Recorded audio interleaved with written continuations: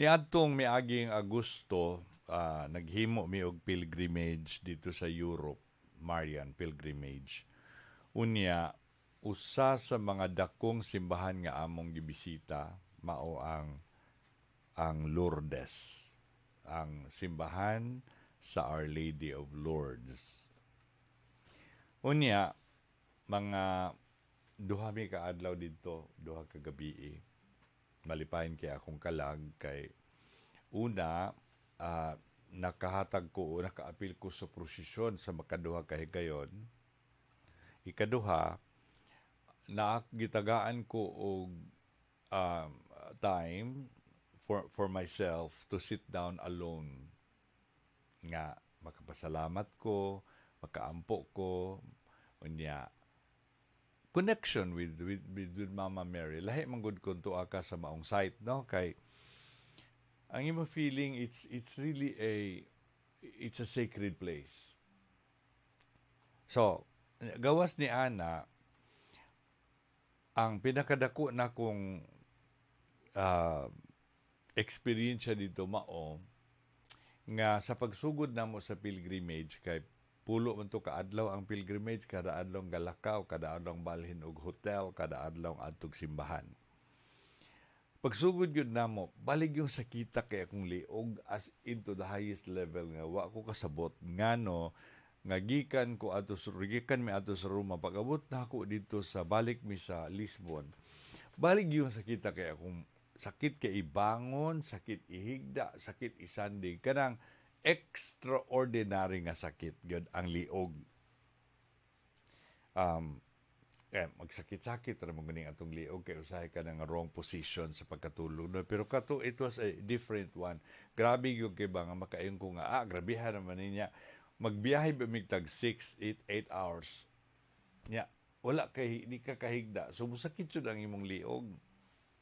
So, sa mga simbahan nga mong giadto ni agi mi og Fatima, pero dito sa Lourdes, sa simbahan sa Lourdes, dito gyud ko nangayo kog maayo padabang sa mahal nga birhen, no. Naingo ko mahal nga birhen kanang ayo in taon pug itugot, no, nga mahimo ni siyang usa ka dakong sakit. Pero nasayod man ko no nga kaning tubig kay mao man ni ang gikalot ni Saint Bernadette, no? Santa Bernardita, no? Nga iyahang gikalot dito sa yuta niya mitumaw ang tubod. Nga gikan dito sa maong tubod daghang mga masakiton ni ato mga panahona nga nangaayo tungod sa tubod sa tubig. So gihuptan nako kining maong paglaom ug pagtuo. Nilinya ko kay sa una man god sa wala pay pandemic, pagsulod nimo sa usa ka quarter ikuan ka, ilubog ka na bang pakaliguon ka actually. Maligo ka sa tubod sa tubig. Nga mo tayo akong wish, mo tayo akong dream. Nga maligo dyan ko dito sa Lourdes kay ang tubig dito makaayo man. I mean, kung itugot sa Ginoo maayo man gyud ka. So pero dito tungod sa pandemic dili na pwedeng mailubog mi sa tubig. Sa among gihimo lamang dito nga mosulod mi dito tulo-tulo unya tagaan mi kabo sa tubig unya pasaluron mi sa among kamot. Ang una niyang buhaton paimnon mi. Una pahinawon sa kamot, ikaduha pahilam-uson, ikatulo paimnon. So amo ning gibuhat. So with the hope nga Lord Mama Mary, Lord nga imong at least at ease ba ang ako ang sakit sa liog. Nya pagawas na ako niditso ko sa mga tubod daghan man tubig naman nagripo. So ko kayong kuan mga akong gipambutan din ni tanan ang tubig ba ko nga Mama Mary ayuha ko sa kuang sakit. Tuod man dili man ni ingon nga I don't want to make it kanang sensationalism. Kanang maka-feeling ko og alibyo.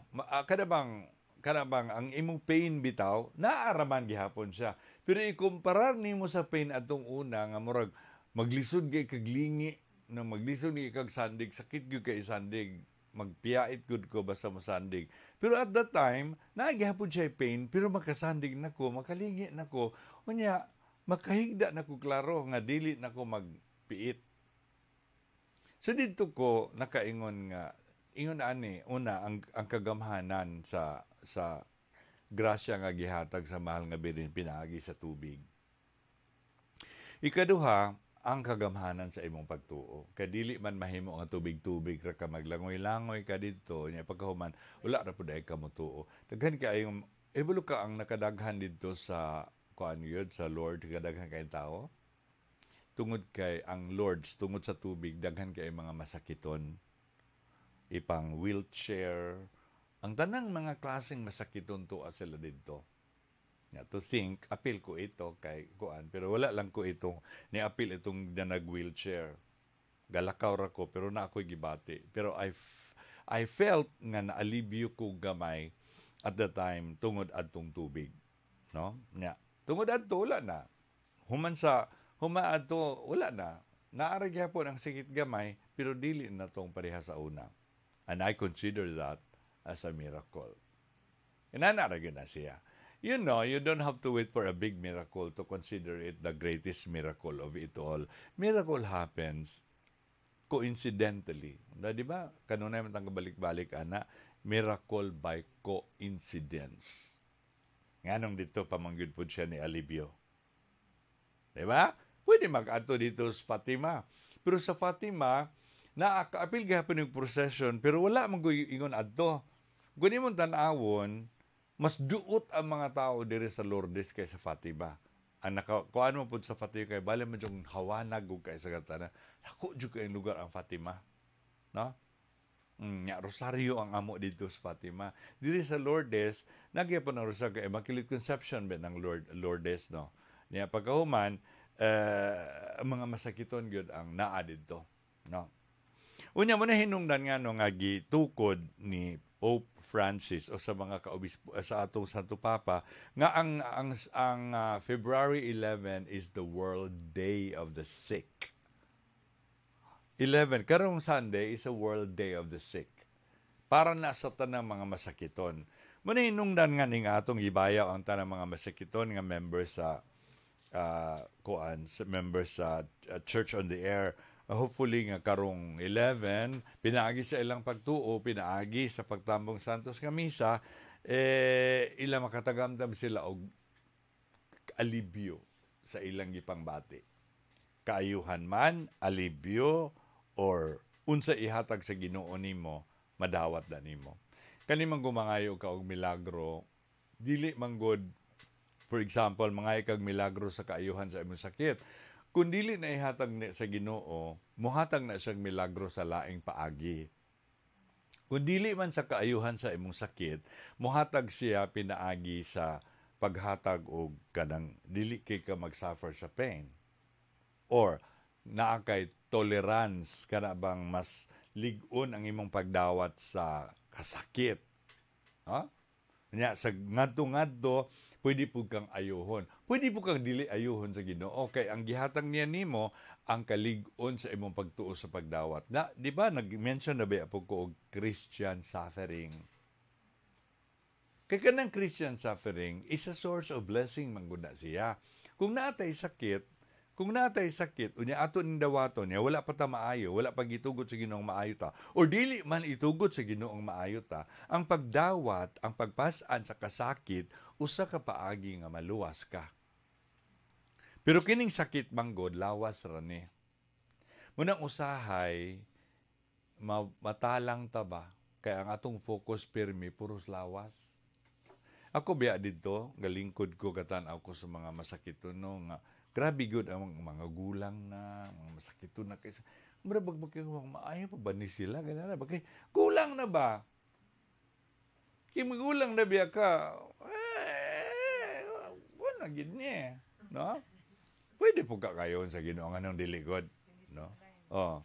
Wala gid niya. Pero nagpamalandong ko dito, katanaw ko, kanibang mga tawhana, apil ko kay kami ba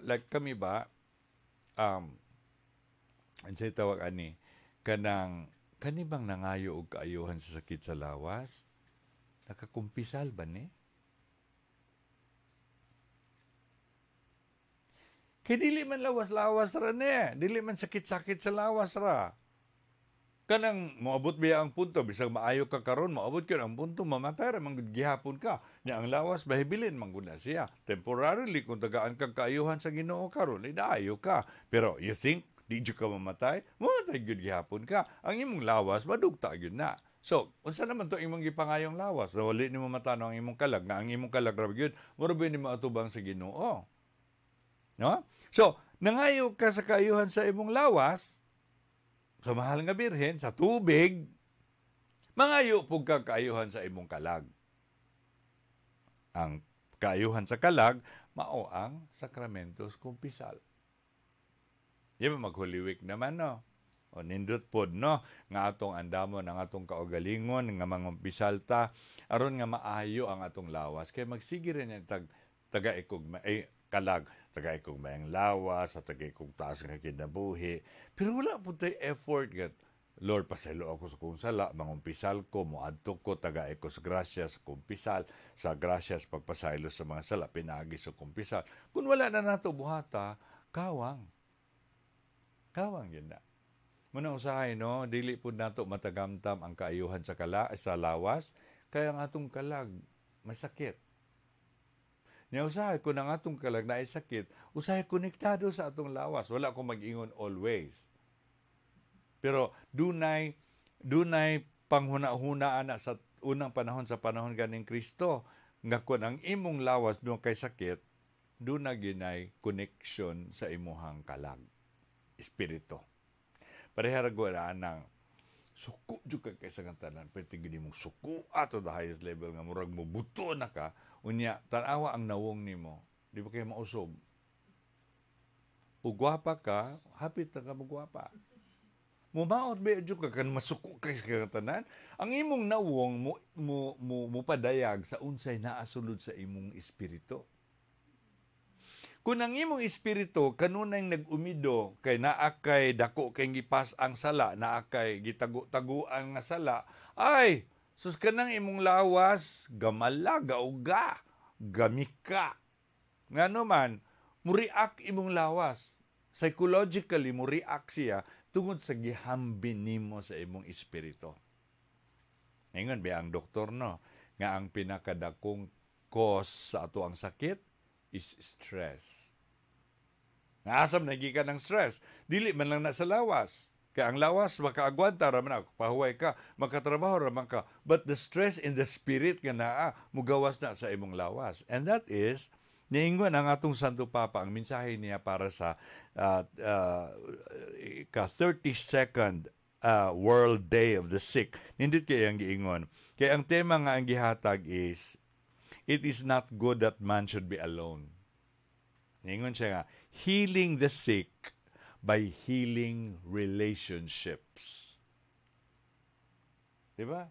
Kanang huptan man na panulay ng naakay giguditan nga kalagot, kapungot. Ana na sila nina, no? Ningon siya nga, maayo, ayuhon ang imong sakit kung maayo imong relasyon. Yeah, that is why, when God created us, gihimo ta niyang a social being. Wala gyud ta nihimo nga kita ra gyung usa. We were created a social being, meaning ipaambit nato ang atong kaugalingon, di ba? Mobita nang naay kaminyoon, mangita gyud pararaps, no? Mangita gyud mo maalima nato, na maingon nga nikaon na baka. Sige na lang, ikaw na lang. Nikaon na baka, nakatulog na baka. Kaya nga no, di pwedeng maingon, nikaon na bako, nakatulog na bako. No?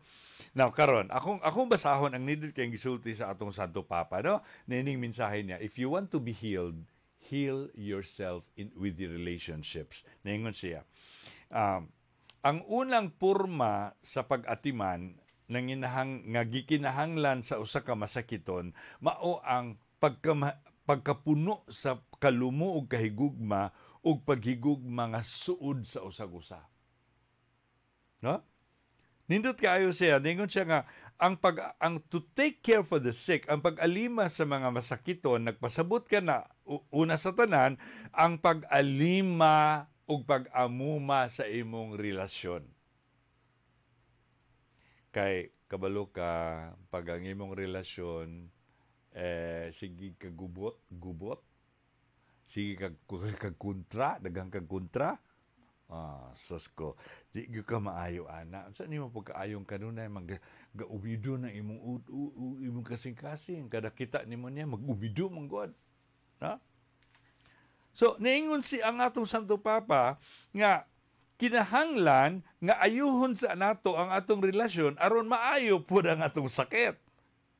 Tanan, kinsa man, ang atong relasyon sa Ginoo, meaning pagpangayo pasalo pinagi sa kumpisal, ang atong relasyon sa uban, sa atong mga family members, sa atong friends, sa mga health workers, sa creation. Apil ang creation, ha? Apil gani ang atong relasyon sa mga iro. Namona ni Ron. Iro ug iring, no? Pastilan. Masakit man po doon ta ini, no? Ug niingon siya nga, ingon si Santo Papa, alang ni adtong naka-eksperyensya og mga sakit, temporary man or chronic, dagko man o gagmay, I would say to this, ingon siya, ayaw kaulaw sa pagpangandoy sa kahiusa ug kasuod ug sa pagkamalumo sa usag-usa. Ay lami day makaayo day nang kuan ka kanang lumo ka ba, makaayo day ning kanang close kay kas mga tawo na sa imong palibot. Tinuod biya na no kay gisanan bi kag kanang mga tawo mo atiman nimo nga pungot ka lang kisag paon. Ha? Unya kana pong kuan nimo kay dukul-dukulon po kay kontra biya mo. Pero kung maayo imong relasyon, ay lami jud ka ang smile, kumusta naman ka? Maingon na dayon ka nga kita kang higda ko diri kumusta pa ka ana. Dili gyud pag kumusta naman ka smile, may ramang ko. Bisag di god. Pero pag ingon nimo may naman ko may na jud ka. Feeling nimo may naka ibang lawas man siguro dili pero nindot kaayo. Unya niingon siya, ayaw do not conceal it. Ayaw ihubong, ayaw ihikaw o ayaw pag-una-una nga burden ka sa uban. You are a burden to others. Ayaw una-una ang gaatiman mo burden ka. No?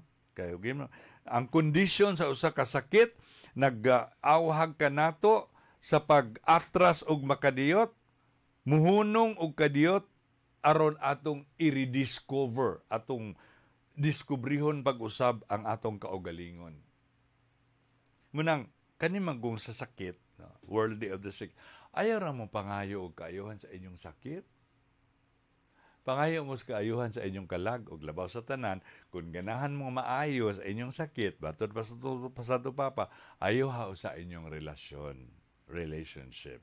Kung naamoy gikapung nakay sakit, napajud kay gikapungtan, nakay sakit, nakay gidumtan, nakay sakit, kontra nimo ang imong mga silingan, nakay sakit, ay wala, mamatay na gyud ka ana.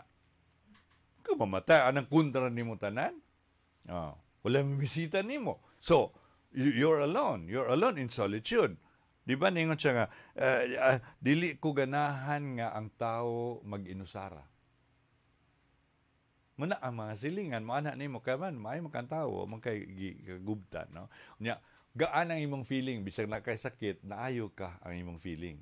Unya, kung mamatay ka, simbak ko, maayo ra gyud. Kay may man imong pagpanaw. Kabalo mo ka nang madugay mamatay? Kadaghan kaing kontrang gahawid-hawid. O lami rin itong mamatay na ta. O, di ba? Matulog tayo, mamatay na. Wala kay daghan, wala kayo gikawilihan. O, nga naman, kaapil man na sa atong kinabuhi, masakit man kita. Naayo taron, okay, masakit man ta sa sunod. Mawad ka ng punto, mamatay gyud ka. So get ready. Ayuha ang imong kalag, aron maayo ang imong sakit. Ayuha ang imong relasyon aron mugaan ang imong kasakit.